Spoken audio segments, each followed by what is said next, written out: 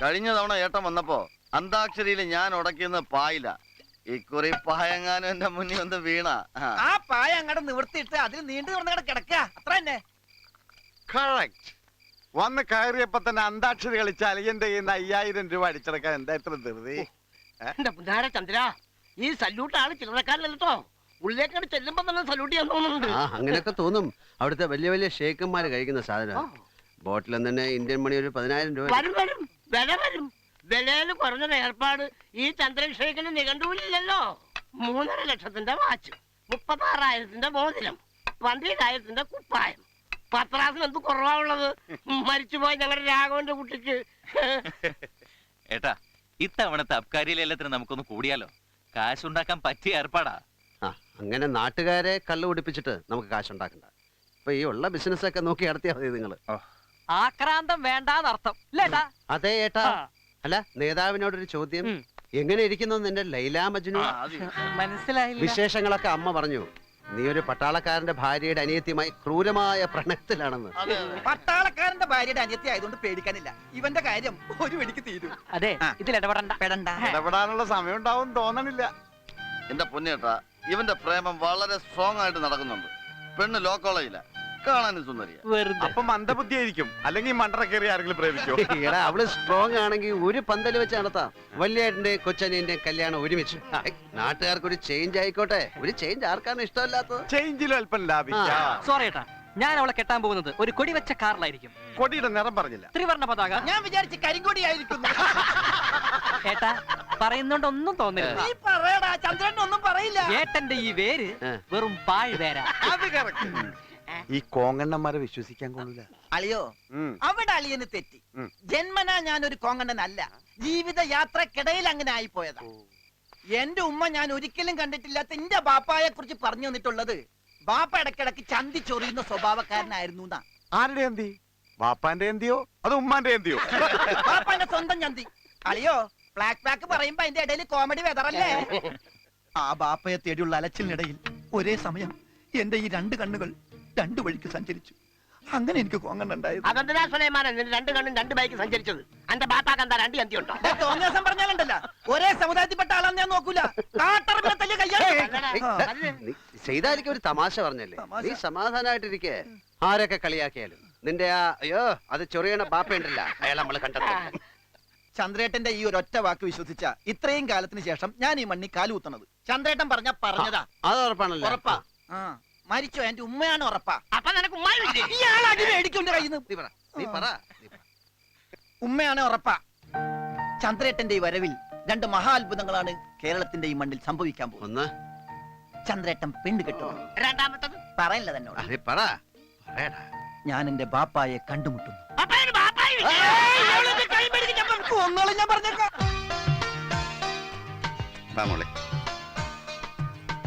അങ്ങോട്ട് കൊടുക്ക.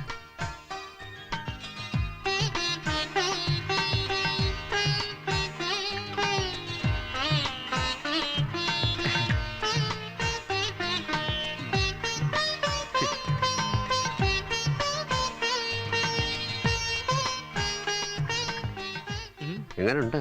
ഇഷ്ടപ്പെട്ട? എനിക്കിഷ്ടായൊന്നാ. ഭാവിയിൽ എന്റെ ഏട്ടത്തെ അമ്മയമ്മ പോകുന്നവരെ ഞാൻ കണ്ട് ഇഷ്ടപ്പെടുന്നത് ശരിയല്ല ഏട്ടാ. ഏട്ടൻ നോക്ക്. നീ ഭാവിയിലേക്ക് നോക്കണ്ട. നീ നോക്കിയാലും ഞാൻ നോക്കിയാലും ഒക്കെ ഒരുപോലെ. ഒന്നുമില്ലേലും നമ്മളൊക്കെ ഒരു ചോരയല്ലടാ. ചേട്ടനും അനിയനും കൂടെ എന്താ ഒരു സുകാര്യം പറച്ചില്? ചെക്കൻ ആളൊരു നാണം കുടുങ്ങിയാണല്ലേ. അതുകൊണ്ടാണല്ലോ അനിയന്മാരെല്ലാം നേരത്തെ കെട്ടിയത്. മോളോട് എന്തെങ്കിലും സംസാരിക്കാനുണ്ടെങ്കിൽ ആവാം. വേണം. ഇപ്പോഴത്തെ കാലത്ത് ഇങ്ങനെയുള്ള കാര്യങ്ങളൊക്കെ പെൺകുട്ടികൾക്ക് നിർബന്ധ. ചന്ദ്ര, പോയി സംസാരിച്ചോളൂ. ചെല്ലേട്ടാ, ചെന്ന് സംസാരിക്കേ. നീ സംസാരിച്ചാ മതി. എത്രയായാലും നമ്മളൊക്കെ ഒരു ചോരയല്ലേ. അതുകൊണ്ട് നീ സംസാരിച്ചാ മതി. അല്ലേട്ടാ, നീ സംസാരിച്ചാ മതി. അമ്മാമേ, ദേ അവരെത്തി.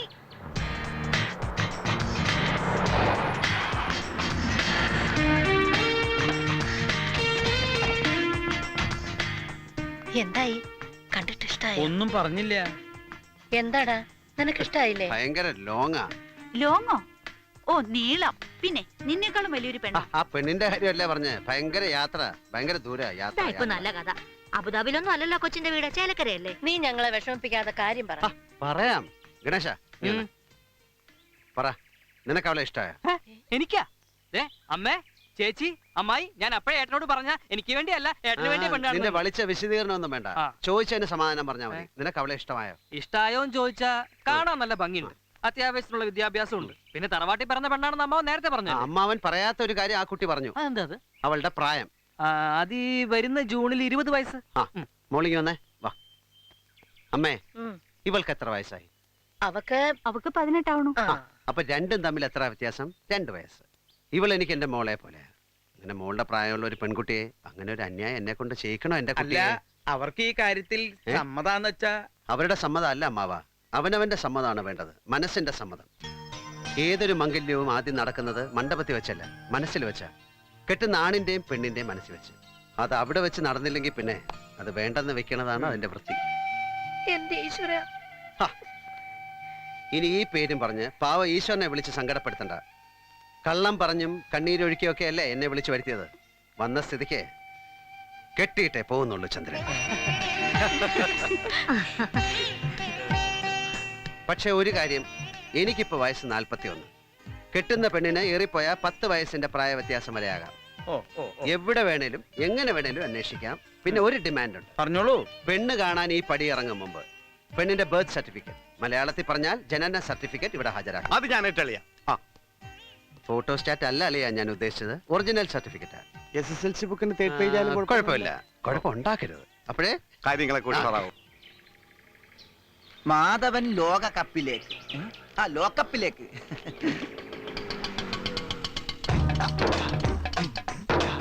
ചക്ക ഓട്ടോറിക്ഷ പിടിച്ചു വരണ.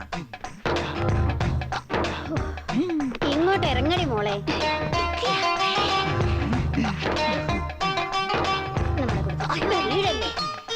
എത്രയുടെ 35? ഞങ്ങൾ രണ്ടുപേരല്ലേ നിന്റെ കുന്നാട്ടത്തിൽ കയറിയിരുന്നുള്ളൂ. നിങ്ങൾ രണ്ടുപേര് മാത്രമല്ലോ, കൂടെ ഒരു ഫുൾ പ്ലാവൂലേ, അപ്പൊ 35 ആവും. അവിടെ നിൽക്ക്. അഗ്രികൾച്ചറിൽ അനാവശ്യം പറഞ്ഞാലുണ്ടല്ലോ. അയ്യോ, കൃഷിഭവനിൽ നിന്നാണെന്ന് ചോദിച്ചതാ. അല്ല, ഞാൻ ചക്കാന്തറേന്നാ, ചന്ദ്രന്റെ അമ്മായിയാ. അതാ ചക്കയും കൊണ്ട് വന്നതല്ലേ? പണ്ടേക്കും പണ്ടേ ചക്കാന്തറയിലെ അമ്മായിയുടെ ചക്ക ചന്ദ്രനൊരു വീക്കൻസാ. ഇതേതാ ഈ വീക്കെൻഡ്സ് മകളാ? അതെ, ചന്ദ്രന്റെ മുറപ്പെണ്ണ, പേര് നീലിമ. എന്നാ പിന്നെ ഉജാലാന്നിടായിരുന്നില്ലേ? നീലു ഗൾഫുകാരനാണോ? ഗൾഫുകാരനാണോന്നാ? 2 ആഴ്ച കൂടി കഴിഞ്ഞാൽ ഞാൻ അവിടുത്തെ ഷെയ്ക്കാ. എന്നാ ഓട്ടോന്റെ കാശ് കൊടുത്തേക്ക് വാ മോളെ. വേഗം ഇങ്ങോട്ട് വാ. ചക്കന്തറയിലെ അമ്മായി എന്തേ വരാൻ വൈകിയത്? ഒന്നും പറയണ്ടല്ലേ ലക്ഷ്മിയെടുത്തിയെ. ചന്ദ്രൻ വന്നു അറിഞ്ഞപ്പോ തുടങ്ങിയത് ഈ പെണ്ണ്.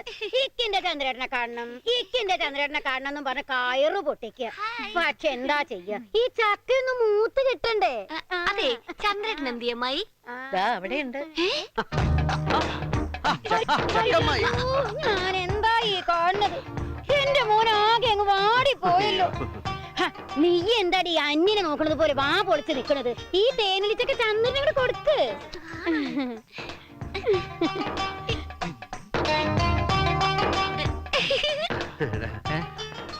അവളിപ്പോ നോക്കുന്നത് നിന്നെയാണോ എന്നെയാണോ? അവളിപ്പോ നോക്കുന്നത് നമ്മുടെ രണ്ടുപേരെ അല്ല, അവളുടെ ഭാവിയിലേക്കാ. നോക്കി നിൽക്കാതെ നീ ആ തേനുലി. അല്ല ഏട്ടാ, അത് ഏട്ടന്റെ ചക്ക. ഇവിടെ ചക്കയ്ക്ക് എന്ത് ഏട്ടനും അനിയനും ഒന്നുമില്ലല്ലോ, നമ്മളൊക്കെ ഒരു ചോരയല്ലടാ. ദേ ചക്കമ്മയുടെ നീലമ കൂടി ആ ചക്കയും കൊടുത്തേ കൊടുത്തേ കൊടുത്തേ. നീ ഇങ്ങോട്ട് വന്നേ. അമ്മായിക്ക് അറിയാൻ പാടില്ലാണ്ട് ചോദിക്കാം. കാണാൻ സുന്ദരൻ, കൈ നിറയെ കാശുണ്ട്, പിന്നെ പെണ്ണ് കെട്ടാനാണെന്നും പറഞ്ഞ് വീടായ വീടൊക്കെ കയറി ഇറങ്ങി ഈ പൂ പോലുള്ള മുഖം വെയില് കൊള്ളിച്ച് വാടിക്കേണ്ട വല്ല കാര്യം. അത് അമ്മായി ഞാൻ ഇപ്പൊ എങ്ങനെയുണ്ട് ഞാൻ പറഞ്ഞത്? നീ പറഞ്ഞതാ? അതെ, ഞാൻ പറഞ്ഞ തന്നെ. മുറപ്പെണ്ണായിട്ട് ഒരാൾ ഇവിടെ ഏട്ടന് വേണ്ടി പുര നിറഞ്ഞു നിൽക്കുമ്പോ പെണ്ണ് അന്വേഷിച്ച് പുറമെ പോണ്ട കാര്യമില്ല ഞാൻ പറഞ്ഞല്ലേ. അപ്പോഴൊക്കെ ഏട്ടൻ എന്താ പറഞ്ഞത്? അമ്മായിക്ക് അത് ഇഷ്ടാവില്ല. എന്നിട്ട് ഇപ്പൊ എന്തായി? കൺമുമ്പിൽ കൊണ്ട് എത്തിച്ചു തന്നില്ലേ ഈശ്വരൻ? ഇത്രയും വിശാല മനസ്കായ ഒരു അമ്മായിയും ഇത്രയും വിശാലായിട്ടുള്ള ഒരു മോളും വേറെ എവിടെ കിട്ടു ഏട്ടാ? ഒന്ന് അങ്ങോട്ട് ചേർന്ന് നിന്നേ എന്റെ ഏട്ടത്തിയമ്മേ. എന്തൊരു ചേർച്ച! ഇത്തവണത്തെ ജോഡിക്കുള്ള മാതൃഭൂമി മെഡിമിക്സ് അവാർഡ് എപ്പ കിട്ടിയെന്ന് ചോദിച്ചാ മതി. നീ ഇങ്ങനെ പോയാലേ അധികം താമസിയാതെ എന്റെ എന്തെങ്കിലും അവാർഡ് മേടിക്കും. അപ്പൊ ചക്കമായി, നമുക്കൊരു കാര്യം ചെയ്യാം. അധികം വൈകാതെ ഇവളുടെ കല്യാണം നടത്താം. അതിന്റെ ഫുൾ ചെലവ് ഞാൻ എടുത്തോളാം. ഞാൻ തിരിച്ചു പോകും മുമ്പ് ഇവൾക്ക് വേണ്ടി ഒരാളെ കണ്ടെത്തണം. അതിന്റെ ഉത്തരവാദിത്തം ഞാൻ നിന്നെയും കൂടെ ഏൽപ്പിക്കുക. അമ്മായി മൂഡ് ഓഫ് ആകണ്ട. ചേരേണ്ടത് ചേരുമ്പോഴേ കാര്യങ്ങളൊക്കെ ഉഷാറാകൂ. ഹലോ ഏട്ടാ, ഞാൻ ശിവനാ. എന്താടാ? നമ്മുടെ സ്കൂളിലെ കുട്ടികൾ ഉച്ചഭക്ഷണം കഴിച്ചതിൽ ഒരു ചെറിയ പ്രശ്നം. പ്രശ്നം? ഞാനിപ്പോ മിഷൻ ആശുപത്രിയിൽ നിന്നാണ് വിളിക്കുന്നത്. ഏട്ടൻ പെട്ടെന്ന് ഇങ്ങോട്ടൊന്ന് വരണം. ഓക്കെ, ശരി ശരി. Hello. Okay doctor, thanks a lot.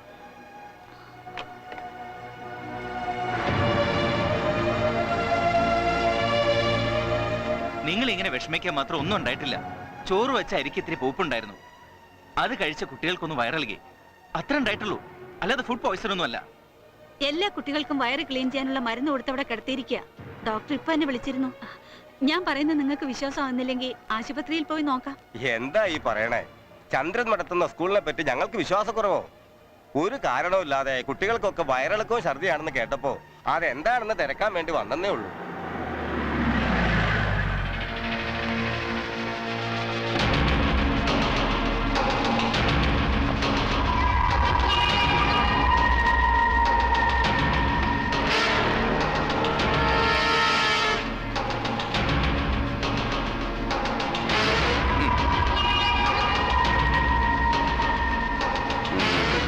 ശരി. എന്താടോ സേതുമാധവ, പുരമനയിൽ ചന്ദ്രൻ നടത്തിയ ധർമ്മസ്ഥാപനത്തെ പറ്റി പതിവില്ലാത്ത ചില വാർത്തകളൊക്കെ പറഞ്ഞു കേൾക്കുന്നേ? അത് ചോദിക്കാൻ നീ ആരാ? അങ്ങനെ ഊതിപ്പറത്താതെ. ഒന്നുമില്ലേലും നമ്മളൊക്കെ ഒരു നാട്ടുകാരല്ലയോ? മാത്രമല്ല ഇച്ചിരി അങ്ങോട്ട് മാറിയിട്ടാന്നേലും ഇതുപോലെ ഈ ചാക്കോട തറവാട്ടുകാർ നടത്തുന്നുണ്ടേ. നീ നടത്തുന്ന സ്കൂളല്ലല്ലോ, അറവുശാലയല്ലേ? അതേടാ, അറവശാല തന്നെയാ. പക്ഷെ അവിടെ നിന്ന് സൗജന്യമായിട്ട് കൊടുക്കുന്നില്ല. ഒക്കെ കാശ് വെച്ചുള്ള കച്ചവടം തന്നെ, വിദ്യാഭ്യാസ കച്ചവടം. അതെ, ഈ ഒരു അവസ്ഥയെ നേരത്തെ പ്രതീക്ഷിച്ചതാ. നാടിന്റെ പൊന്നോമന പുത്രൻ പുരമനയിൽ ചന്ദ്രൻ അക്കരെ പോയുണ്ടാക്കുന്ന ദർഹത്തിന്റെ ഭാവഭാരം കഴുകിക്കളയാൻ ചത്തുപോയ അച്ഛന്റെ പേരിൽ തുടങ്ങി ഈ ധർമ്മശാലയില് സൗജന്യ ഭക്ഷണം, സൗജന്യ വസ്ത്രം, സൗജന്യ പഠനം, എല്ലാം സൗജന്യം തന്നെ. പക്ഷേ ഈ പോക്ക് ഇങ്ങനെ പോയ വിഷം കലർത്തിയ ഉച്ചച്ചോറ് ഞണ്ണിയതിന്റെ പേരിൽ ചത്തൊടുങ്ങുന്ന മക്കളുടെ ഈ തന്തമാർക്ക് സൗജന്യമായിട്ട് ശവപ്പെട്ടി വിതരണം ചെയ്യും പുരമനയിൽ ചന്ദ്രൻ. കിട്ടിയ തക്കം നോക്കി ഇവിടെ കയറി വന്ന് തന്തയിലൊക്കെ വിളിച്ചു പറഞ്ഞോണ്ടല്ലോ. പിന്നെ സൗജന്യമായിട്ട് ശവപ്പെട്ടി പണിയുന്നത് നിനക്കായിരിക്കും. ഓഹോ,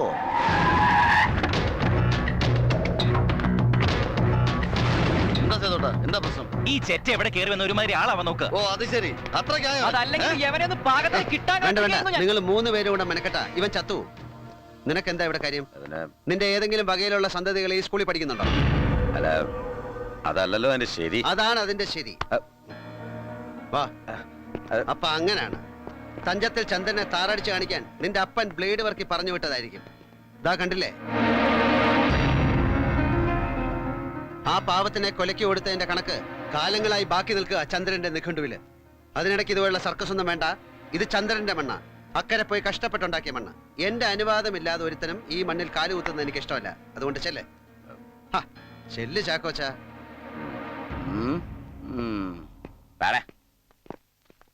മക്കൾക്കാർക്കും ഒരു കുഴപ്പമില്ല. നിങ്ങളൊക്കെ വീട്ടിലേക്ക് പൊയ്ക്കോ. കുട്ടികളെ വീട്ടിലെത്തിക്കാനുള്ള എല്ലാ ഏർപ്പാടുകളും ചെയ്തിട്ടാ ഞാൻ വന്ന. പൊയ്ക്കോ. പറഞ്ഞത് കേട്ടല്ലോ, എല്ലാവരും പോയിക്കോളൂ. ഒന്നും പഠിക്കാനില്ല, പോയിക്കോളൂ. അളിയനോട് പോയി.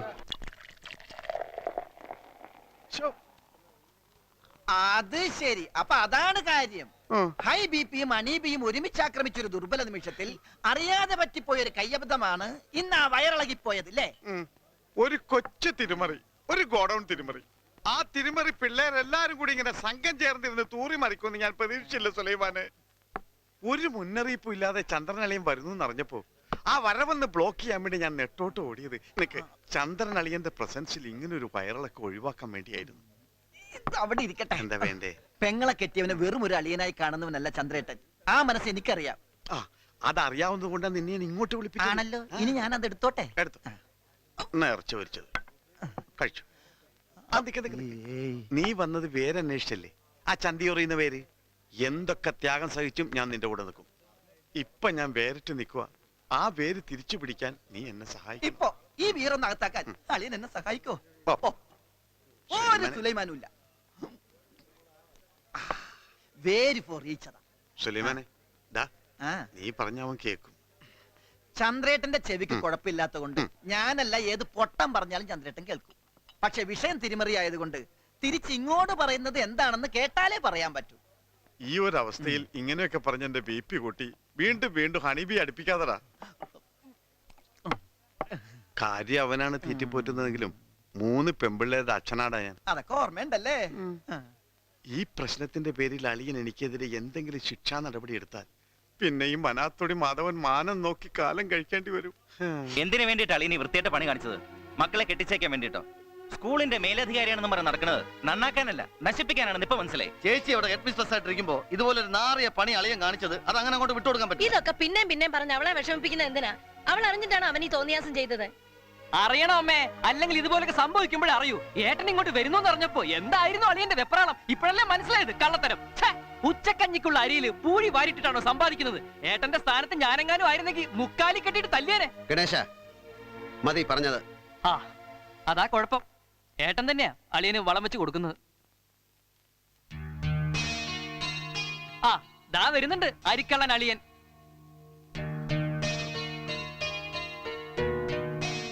മാപ്പാക്കണം. ഒരു തവണ, ഒരേ ഒരു തവണ മാപ്പാക്കണം.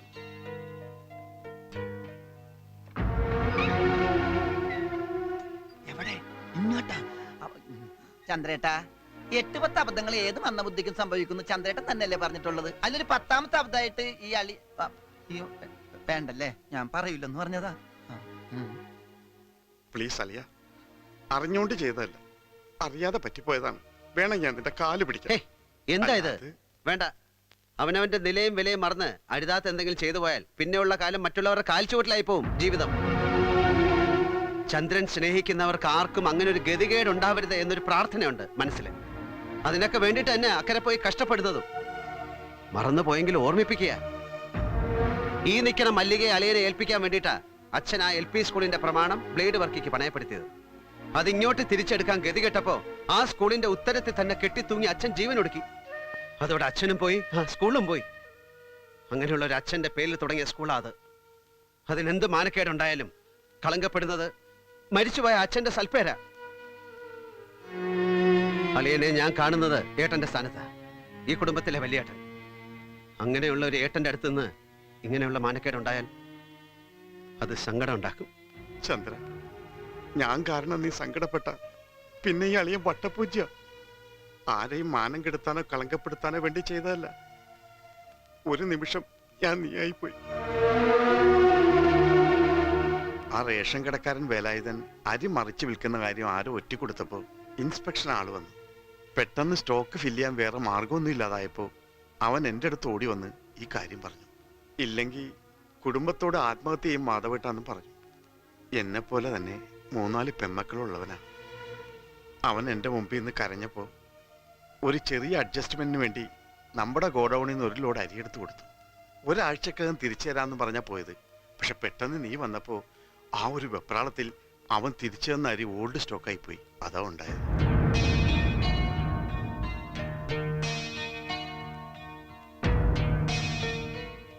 ആരായാലും കൺമുമ്പിൽ വന്ന് കരഞ്ഞു കൈനീട്ടിയ അവരെ വെറും കൈയോടെ തിരിച്ചയക്കരുതെന്ന് നീ തന്നെയല്ലേ പറയാറ്? അല്ലാതെ അരി മറിച്ചു വിറ്റ് ജീവിക്കാൻ എനിക്കെന്ത് ഗതികേടാ ഉള്ളത്? ഞാൻ പുരമനയിൽ ചന്ദ്രന്റെ അളിയനാടാ. എന്നാ പിന്നെ ഈ കാര്യം അളിയൻ ആരോടെങ്കിലും ഒന്ന് പറയാമായിരുന്നില്ലേ? വെറുതെ എല്ലാരെ കൊണ്ട് പറയിപ്പിക്കാൻ. അല്ല, അത് പിന്നെ അങ്ങനെ പറ്റിപ്പോയി. സോറി അലി. ഇനി ഇവിടെ നിന്ന് അങ്ങോട്ട് അരി ആയാലും ആനയായാലും നോ തിരിമറി. അപ്പോഴേ കാര്യങ്ങളൊക്കെ ഒരു ഉഷാറാകും.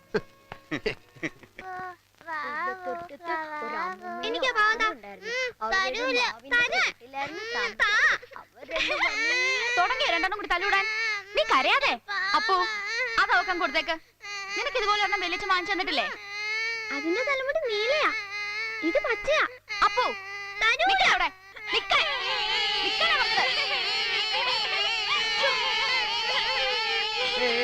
എന്താ ഇത്? ഞാൻ വെച്ചിട്ടുണ്ട്. എന്തിനാ മോള് കരയുന്നത്?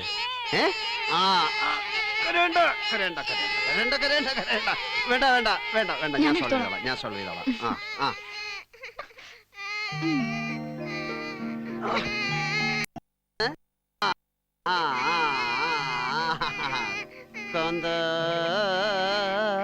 ഞാനും വരാം തൃശൂർ പൂരം കാണാനേ.